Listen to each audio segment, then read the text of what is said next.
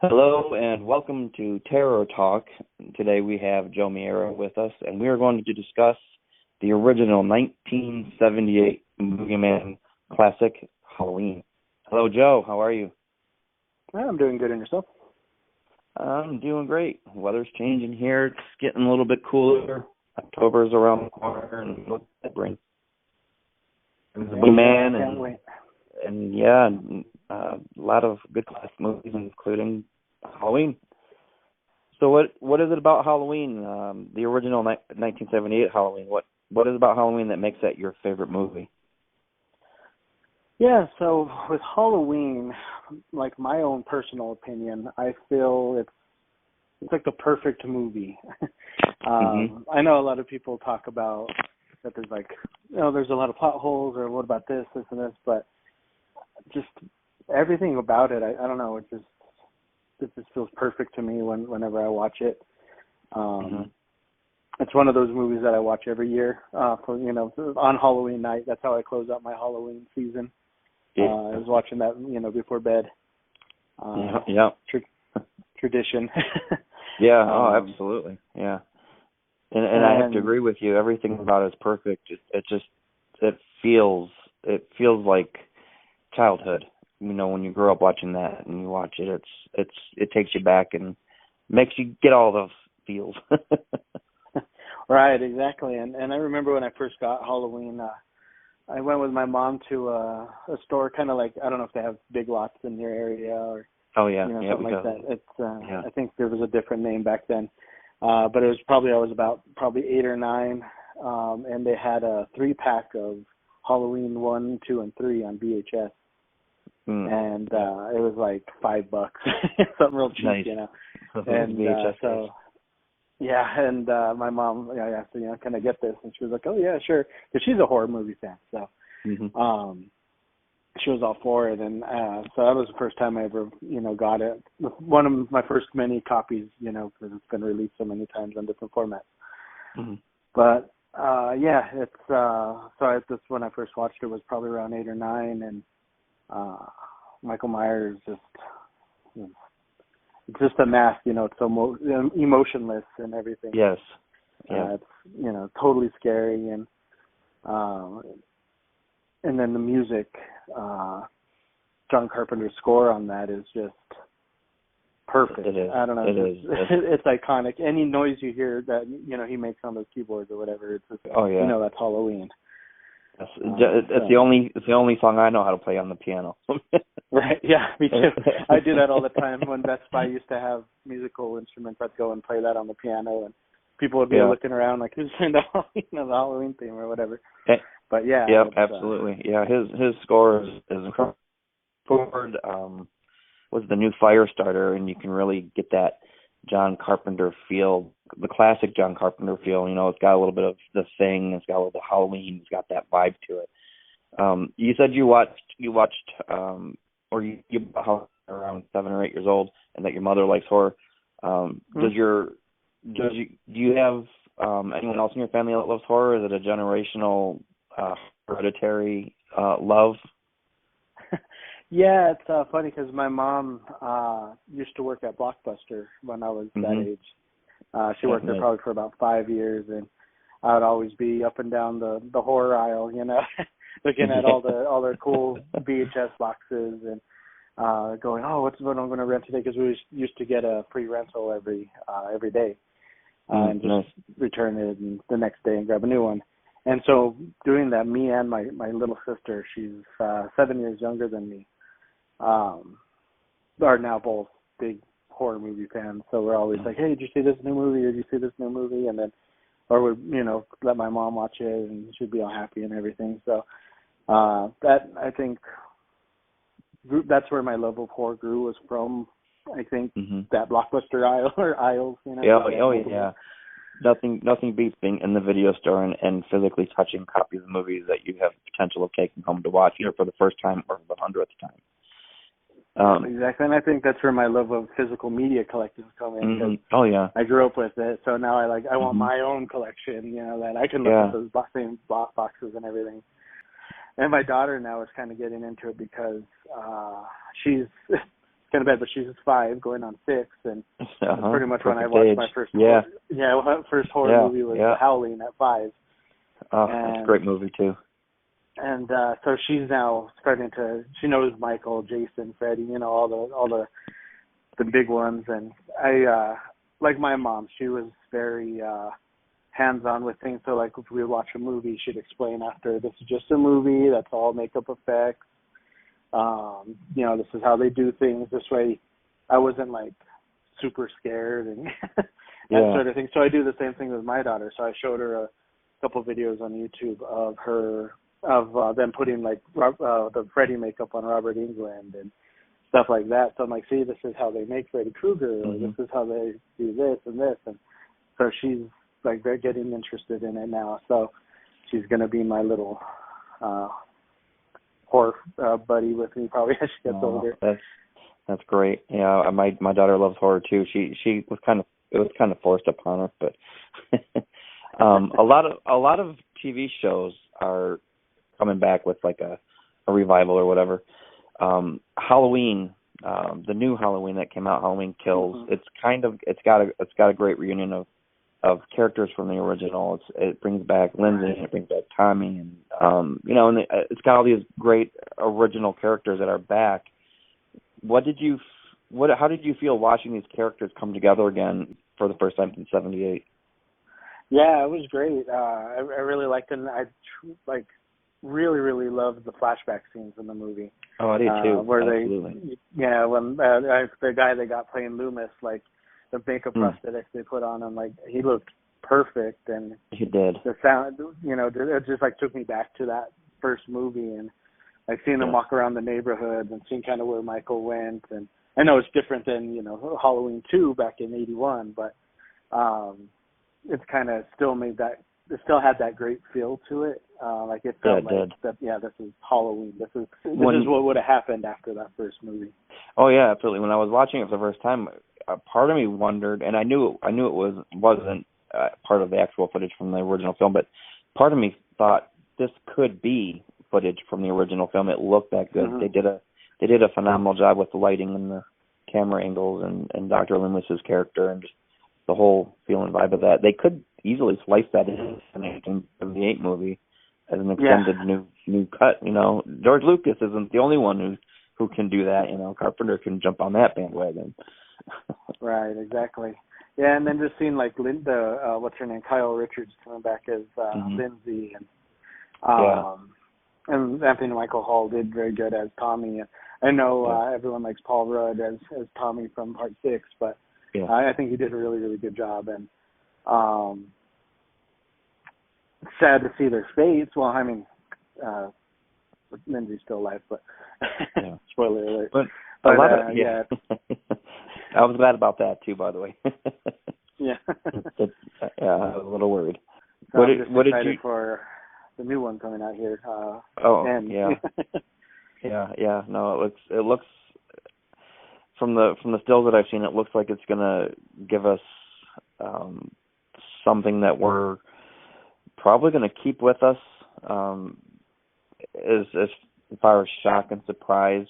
I know Jamie Lee Curtis has stated that it's going to be the end of the franchise. One of them will not be coming back. So, I mean, you can't kill Michael. Laurie's actually already been killed too with Resurrection. I mean, I know this is a whole different timeline, but I mean, if it's a moneymaker and the money's right, I wouldn't be surprised if they didn't both come back again. But look, Jamie Lee saying that makes me think, okay, one of them is going to shit the bed in this one. It's not going to come out very well. But I also have another spoiler alert. I have a premonition that Laurie's daughter is going to be returning in this last one. That what happened with her is not as it appeared. I'll leave it at that because I don't want to give away too much. But what was your favorite scene in Halloween? Oh, good question. Because I mean, it's all so good, but probably when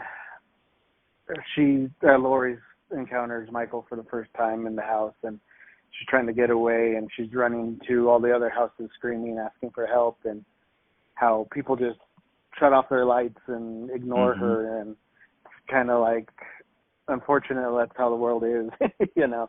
Yeah, and they don't want to get involved because, you know, who knows, they might be trying to, you know, do something to them or whatever. But just the fear in her voice and everything, and then him, you know, stalking her and coming after her and everything is just, you know, very terrifying. And then, of course, like I said, the music adding to it is just perfect, chef's kiss, you know. But yeah, I like that. And then pretty much that whole last act, really, I guess it would be, is pretty tense. You know, it's one of the more tense movies at the end there. And it's one of those. It's one of those movies that proves you don't need blood and gore to be white knuckle suspenseful. Yeah, exactly. Yeah, and that's what I think I like too. Is because I love gore and everything. You know, as any other horror fan, but I mean, there's just something about that one where you don't really see any blood or anything, and it's just as terrifying. And I mean, another movie from the 70s too, a couple of years before that, Texas Chainsaw Massacre, obviously too. Everyone says it's so gory when it really isn't. It's all in the mind. Right, you know? It's all in the mind. Same thing. Halloween does that too. Yeah, and then absolutely. I love Halloween too because it's or the first Halloween as well because it's. I know that everyone says, you know, Black Christmas is the first slasher flick, but I feel Halloween really molded it and made it what we've come to love in the slasher genre. Because, I mean, Halloween is what everyone started trying to mimic, you know. Exactly. I mean, Cunningham wouldn't have given us Friday the 13th without Halloween, you know. Exactly, yeah. All these holiday-based slasher flicks started coming out, and it wouldn't have been for Halloween. You know, without Halloween, there would have been no New Year's Evil or, you know, exactly, yes, Friday the 13th or, you know, Christmas Evil or whatever, you know, whatever. Night, you know. That would make Halloween the grandfather of all holiday slashers, with you know, exactly. or the grandmother, you know, depending, I guess, if you're Team Michael or Team Laurie. Now, who's your favorite kill in the original? Probably Bob. Yeah, and the tilt of the head that Michael does is just. Yeah. Perfect. Oh, yeah. That I have a friend, my best friend. Her name's Catherine. That scene, she can't watch it. And if you just do the head tilt to her, she freaks out. Let's talk about PJ Soles for just a moment. PJ Soles is, as you know, an icon for early '80s movies, comedy and horror. She was Private Benjamin with Goldie Hawn. She was in Carrie. She did Halloween. Rock and Roll High School. Yeah. Her death scene, I think, is my favorite in the movie. I think it's just because there's the ghost and she thinks it's Bob, and obviously as the viewer, you know she's gonna be killed, and her not knowing that it's not Bob is what makes it scary, because she just goes on like it's nothing, and he's just slowly going behind her. And then she's got this, and I say this with all respect because I really love Linda and I totally love her, but totally. But her death is so over the top, her reaction, and it's just so dragged out, and that's probably why I like her so much. Yeah, no, it is really a really good kill too, and I think it just works too because of Laurie getting all these, you know, the prank calls, you know, at the beginning of the movie and stuff. It kind of fits that. She's like, well, now who's calling?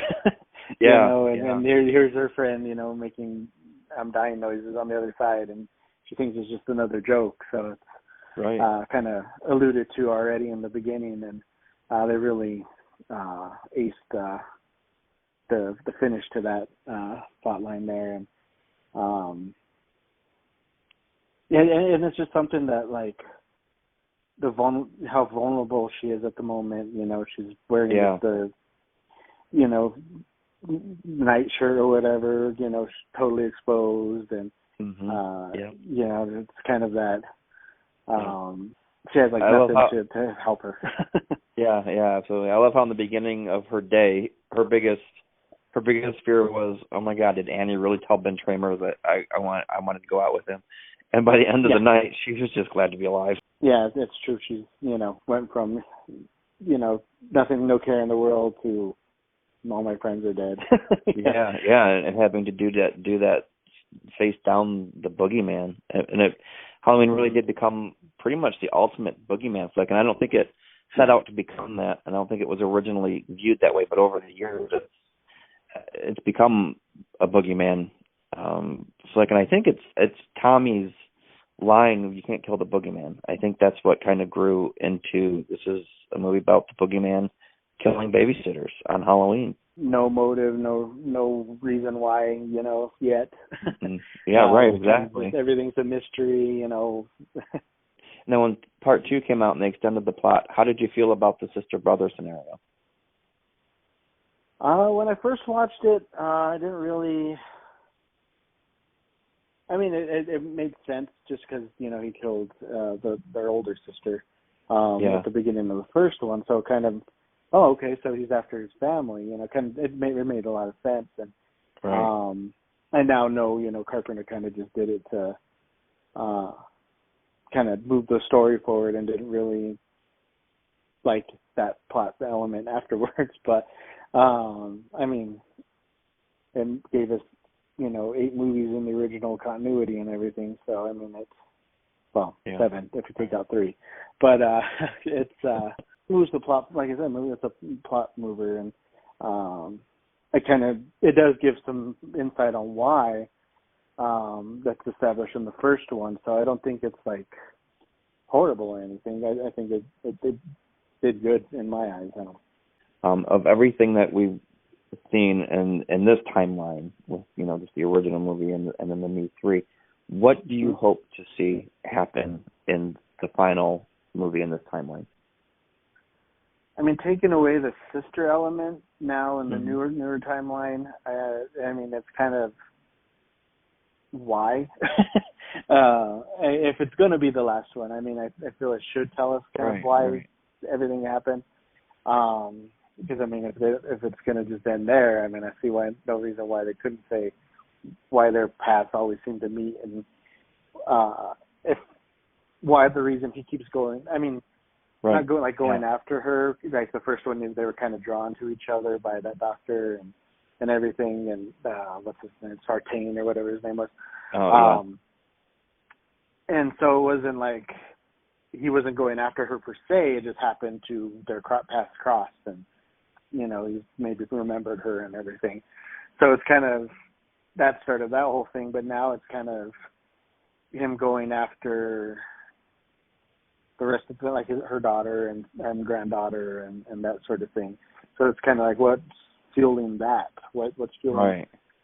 I mean, I understand that he just wanted to go back home, and they were just there, and so kind of like, you're in my house, get out of here, sort of thing. Right. Yeah. What's that connection that draws to them? Yeah. Yeah, and then if this is a time jump, like they said, like it's going to be like 5 years later. Like what's the main motive on why their paths keep crossing, and why they have that need to fight? I guess. Right. No, absolutely. I agree. Absolutely. And I thank you for joining me on this episode of the Terror Talk, and I wish you have a very happy and very safe and Michael Myers free Halloween. You as well. Thank you.